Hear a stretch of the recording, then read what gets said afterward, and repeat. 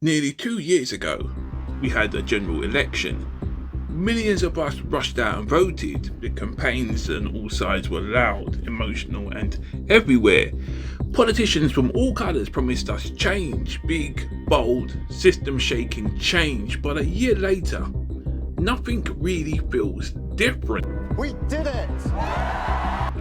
The same corporations still dominate policy, the same economic rules still apply, the same people still seem to benefit, and us, the voters? Well, we're either angry, confused, or just not paying attention to politics anymore. Now, that's not a broken democracy, that's something else. That's post democracy. And in this video, we're going to break down what post democracy actually is, how it affects the electorate, why it leads people to disengage and misunderstand political consequences, who benefits most from it, and most importantly, how it can be challenged. So let's take a look at a post-democratic Britain. Post-democracy isn't the absence of democracy. Elections still happen, politicians still campaign, institutions still exist. On the surface, everything looks democratic, but underneath, power has quietly shifted.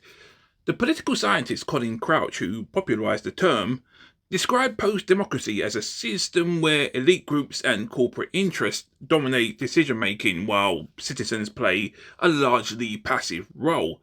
In simple terms, you still vote, but you don't really decide. Policies are often shaped long before elections through lobbying, private influence and economic pressure, so democracy becomes more like a performance rather than a system of real control. In a healthy democracy, voters influence outcomes. In a post-democratic one, voters are influenced by narratives.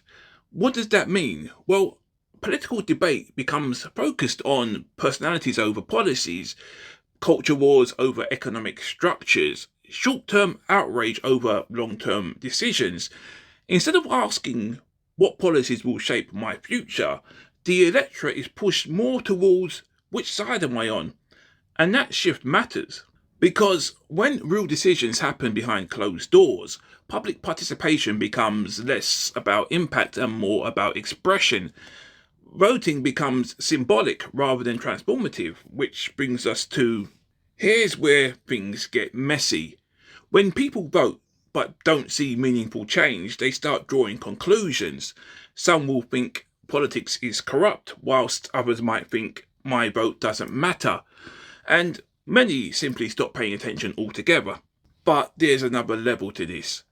Post-democracy breaks the link between choice and consequence if all major parties operate within the same narrow framework, supporting similar economic systems, responding to the same powerful interests in the same way, then voters can't clearly see the difference in policy, who's responsible, what caused what, or even how to fix it.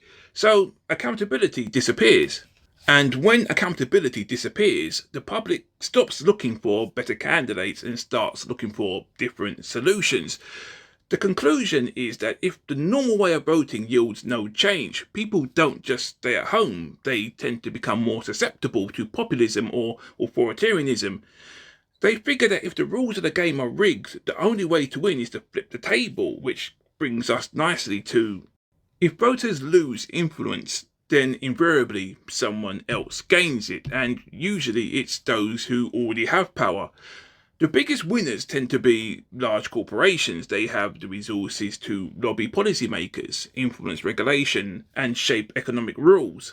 Political elites, career politicians, and insiders benefit from the stability in the system, the reduced pressure from voters, and a controlled political environment. And finally, wealthy individuals and donors whose money allows them to gain disproportionate influence through campaign funding, media ownership, whether that's legacy or digital, access to decision makers. Meanwhile, ordinary citizens, well, they retain the appearance of power, but not the substance. And finally, this is the big question. If the system looks democratic but isn't fully functioning, how do you fix it? Well, to be honest, there's no simple solution, but there are some practical pathways.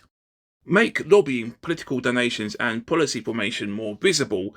When people can see who influences decisions, accountability becomes possible again. Tools like citizens' assemblies, which I've mentioned in previous videos, referenda that are clearly defined, digital participation platforms can all give people more direct input into decisions, not just at election time. In many countries, like ours, voting systems distort representation. More proportional systems can better reflect public opinion, can reduce dominance by a small number of parties and an even smaller amount of people. Move decision making closer to communities. Local governance can often be more accountable, more responsive, and more participatory for voters. And this is a crucial one.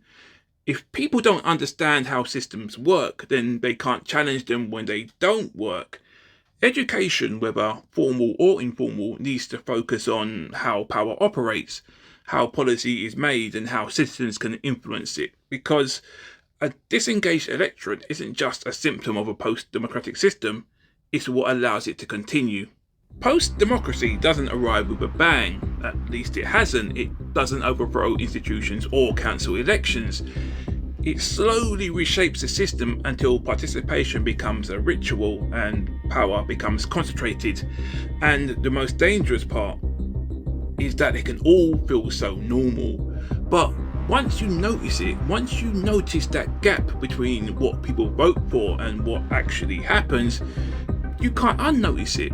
So the real question is, do we accept a system where democracy is mostly for show, or do we rebuild one where people genuinely hold the power? And how do we get there together, and more importantly, come together to make that happen? Because understanding the system is the first step to changing it. That's it. That's the end of the video.